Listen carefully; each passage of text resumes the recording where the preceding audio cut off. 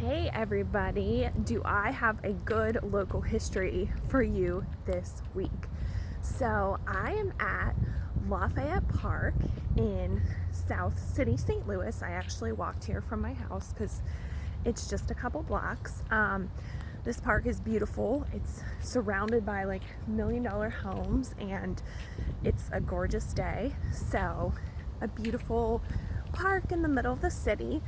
And the reason I'm in Lafayette Park is because I'm taking you to a statue for a Missouri senator. He served in the U.S. Senate for 33 years, actually.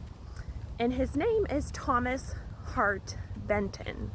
And last week when I took you to the German neighborhood where the Lent Brewery was, that is called Benton Park. And that park is named for him that's there. And then the whole neighborhood with those red brick homes that are around it is called the Benton Park neighborhood. So it's all named for him. But his statue is actually in Lafayette Park, which is maybe like less than a mile north of Benton Park. So anyways, I brought you to his statue. So I'll show it to you and then I'll give you the backstory because this dude has a lot and it's a good one. So you're gonna enjoy it. Okay, so let me show you the statue. There it is. He is huge and he is wearing boots, like kind of like rugged, kind of horse riding army boots. And he has a map of America and it says there is the East, there's India. So he's actually kind of, that's quoted from one of his favorite speeches, which is about manifest destiny and westward expansion. And so he also has kind of a toga on him. So he kind of employs both like this rugged individualism and westward expansion, but also kind of this Greco-Roman democratic cloak on him. So it's quite beautiful. He passed away in 1858. So he never saw the Civil War, but he had two nephews that were generals in the Civil War, and one fought for the Confederacy and one fought for the Union. And this statue was actually erected in 1868. So again, they pulled a quote from his famous speech about manifest destiny and westward expansion, and then they immortalized him in bronze with the boots, the map, and kind of the democratic ideals. And it's kind of weird, he's like looking down at us right now. Anyways, so as we know, just to back up a little bit, the monument situation that's happening, a lot of people don't know about Thomas Hart Benton, but he was a slaveholder. So people are kind of focusing on Confederate generals, slaveholders, Columbus statues, which we'll talk about. We've already talked about with Columbus, and we'll talk about next week when we get to the Civil War. But I don't think a lot of people know about Thomas Hart Benton. I mean, I didn't know. I've heard of him, but not until I moved to St. Louis did I start learning about him in depth. But I feel like when people hear that, he was a slaveholder and kind of what he did to Native Americans, his statue could actually be in question at some point. So anyways, what's going on with this dude? Why did I bring you here? And how does this relate to our week? Well, Thomas Hart Benton, let me just give you the biographical information because it's super interesting. And then we'll kind of talk about how it relates to manifest destiny, the Missouri Compromise, native removal, and Texas, Mexico, and ultimately kind of what we see this week in the beginning of the Civil War and how we're fracturing as a nation, but then also Jacksonian democracy. Okay, so Thomas Hart Benton was born in North Carolina. So a little history about North Carolina. The Carolinas was one, but North Carolina kind of separated from South Carolina because South Carolina didn't want them. They kind of saw them as like the poor, like younger brother of South Carolina, of the rich planter elites in Charleston. So North Carolina became its own state, and it also gets a lot of shit from Virginia too, because Virginia is kind of where the first presidents come from. It's where it all started at Jamestown. So it's this rich colonial elite like Jefferson, like we talked about, and North Carolina kind of gets shit on by Virginia and South Carolina. So Thomas Hart Benton, being a North Carolinian, he has something to prove. And so he actually goes to college. He's born into a wealthy family, so he has money. His family has land. They own slaves. And he goes to UNC Chapel Hill for college. However, he doesn't graduate from UNC Chapel Hill because A, he gets in a fight with a fellow student and almost shoots him with his gun. And he also is caught stealing money from several of his kind of dorm mates, like trunks and personal rooms. So he gets kicked out for the shooting incident and then stealing money. So when he gets kicked out, he feels like I have something to prove. So he goes to Nashville, Tennessee. His family has moved across the Appalachian Mountains to Nashville. And when he gets to Nashville, he says, I'm going to study law. I'm going to take this seriously. I have to prove myself. And he begins to become interested in Tennessee state law and legal, like running for office. But there's also a very famous Tennessean there too, Andrew Jackson, right? So Andrew Jackson's friend and Thomas Hart Benton's brother, Jesse Benton, get into a duel. And Thomas Hart Benton's brother, Jesse, actually loses the duel. The friend, his last name's Carroll, of Jackson's kind of best friend, shoots Thomas Hart Benton's brother, actually like in the dick, like literally shoots him like in the dick. And so Thomas Hart Benton, even though his brother lost, starts talking shit. And he's like, that was wrong. He has a bad shot. And Jackson was like, I better never catch you out in public, because if I do, I'll bullwhip you, Thomas Hart Benton. And lo and behold, in Nashville, one night, I think it was 1813, Thomas Hart Benton and his friends are leaving a hotel.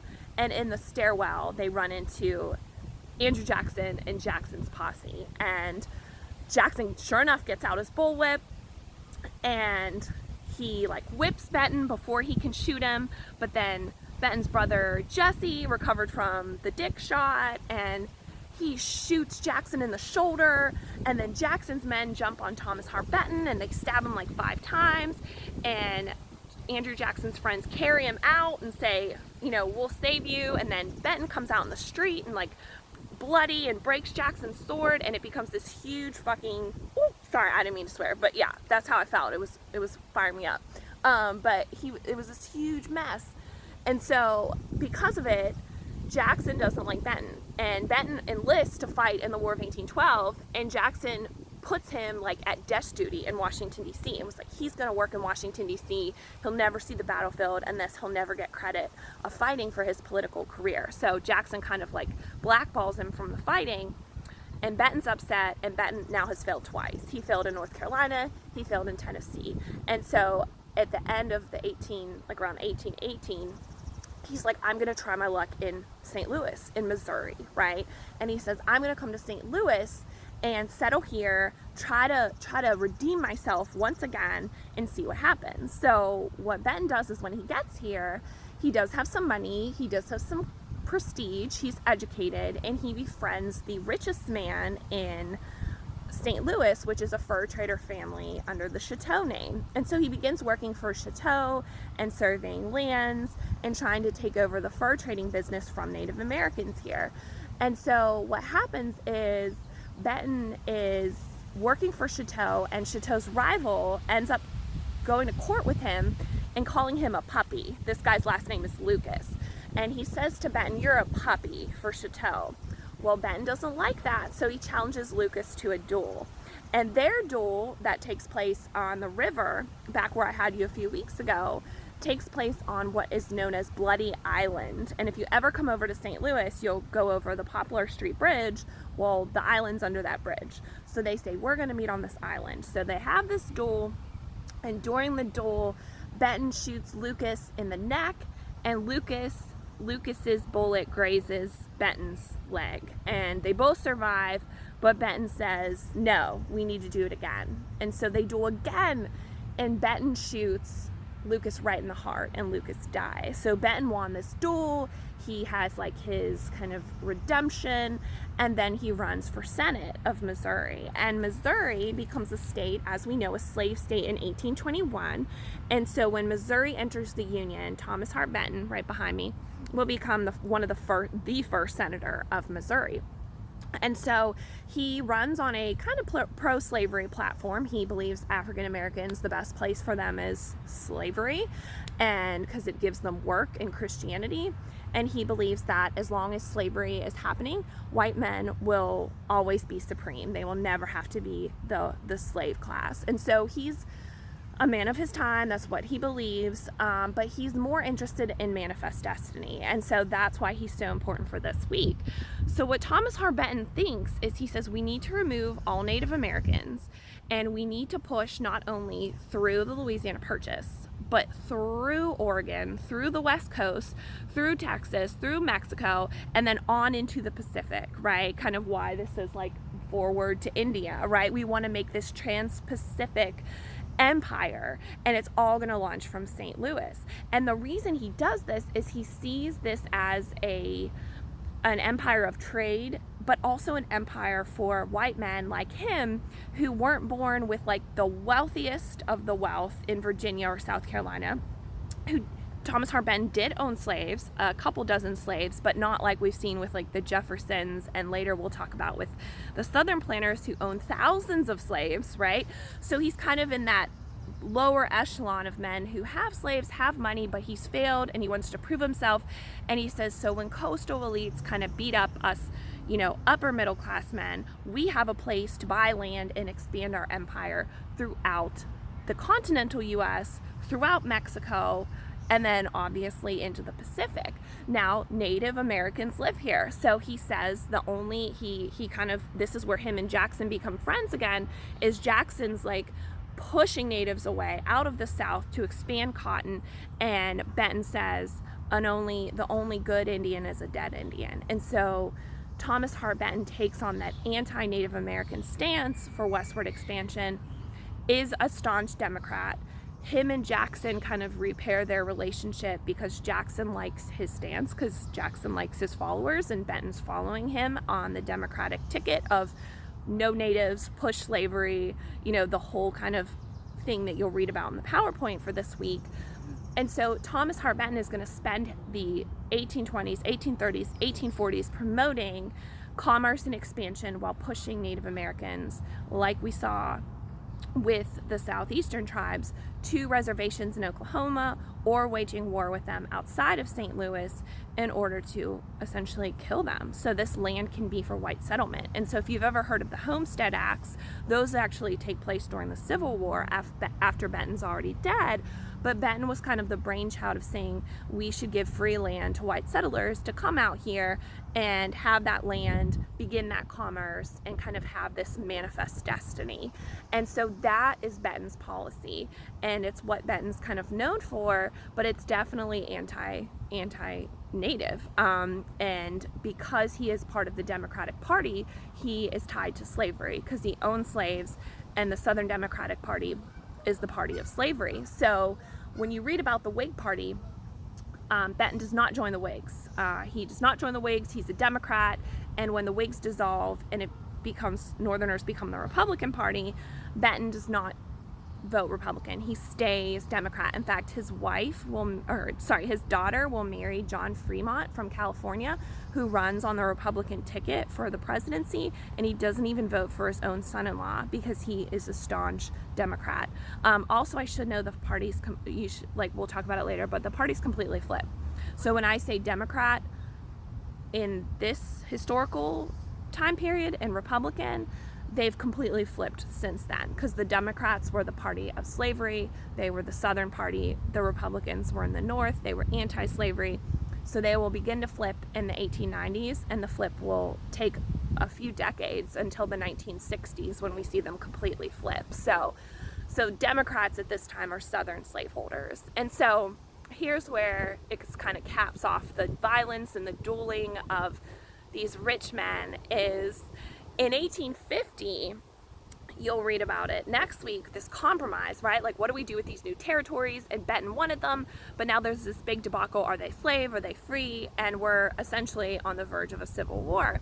And so Benton says to Congress, like he says on the floor of the Senate, like he owns slaves. He's a Democrat. He's not changing to the Republican Party. He's not like, he is a true Democrat, true Jacksonian Democrat. But he doesn't like the way slavery is tearing apart the nation, and he also feels that the West is not for slaveholders to bring thousands of slaves and continue to make their money. It's also for the common man, for men like him that came out West to like make it. And so he says, you know, we did all this for white men, not essentially for wealthy white men who are bringing their plantations. So he verbally announces on the floor of the Senate that he is against the institution and the spread of slavery in the West. And when he says that, a slaveholder senator from Mississippi gets out a pistol and tries to shoot Benton. And it misses him, but he almost got murdered in 1850 because he said verbally, I'm against slavery. And he is in the party of slavery. So that would be like today, you know, a Republican you know, congressman standing up and saying like, I'm against the Second Amendment, or like, I'm pro-choice, right? Like, that's completely against your party. And so he literally says that, almost dies, and he will kind of not, or and he doesn't get elected for the 1854 Senate election because he flipped. Like, he kind of flipped his issues without flipping his party. So he will no longer be a senator upon his death in 1858. And so all of this goes to show that the nation is tearing itself apart over the issue of slavery. And even somebody who is so democratic like Benton to say, I'm against the spread of slavery, he was immediately like kicked out of the Democratic Party. It secondly shows that westward expansion and manifest destiny, kind of taking over native lands, taking over Texas and Mexico, was the expansion of empire, but the expansion of empire at the expense of people of color, right? Natives, Mexicans, and slaves were not going to benefit from this. In fact, they're going to be used for labor and or having their homes taken away from them. And then the last thing is kind of how we see masculinity in the 19th century. And I wrote my book on white guys in the Civil War and kind of how their masculinity is so important that if somebody calls you a puppy or says something you don't like, you literally try to kill them. So I kind of made the joke when I was like thinking about this earlier, like we should send Trump and Biden to Bloody Island. So that's where the presidential debate can just be held and they can just duel it out. And then we can all just, you know, go about our merry way. Sorry, that's probably offensive and probably not the best thing to say, but it's kind of one of those things where today we're like, why are these politicians so mad at each other? And why are they like having all these like fights? Well, now our fights are on Twitter, but before they were on Bloody Island, and literally Thomas Hart Benton tried to kill 4 people, killed 1 person, and was almost killed himself several times. So it kind of shows you that guys like this who have these statues, they aren't angels, and they get into some pretty intense debates that men see can only be worked out through bloodshed. So anyways, that's the Thomas Hart Benton story. I hope his place in Manifest Destiny and kind of these antebellum politics can help you relate not only to local history, but to what we're doing this week in the PowerPoint. And obviously, if you ever want to come here, I can tell you where it's at, show you the statue. It's just a very interesting story about this man and his roots to St. Louis. Also, I'm going to go to the cemetery in North St. Louis where he's buried and take a picture of his grave, along with many other people who we've talked about in class, including William Clark, Dred Scott, and William Tecumseh Sherman. So I'll give you a little picture show of those grave sites. But anyways, I hope you enjoyed that. Sorry I cursed. If you had me in class, you would see that it happens quite frequently when I get fired up. But thanks for watching this. Sorry it was a bit long. Say cheers and kudos to Thomas Hart Benton. And you won't have a discussion board, but feel free to add some of this week in your paper for week 6 on your question on Manifest Destiny. Feel free to bring in Thomas Hart Benton's story. And I hope you liked. And I will see you next week for some Dred Scott action in week 7. All right, y'all, have an awesome weekend, and I will see you soon. Bye.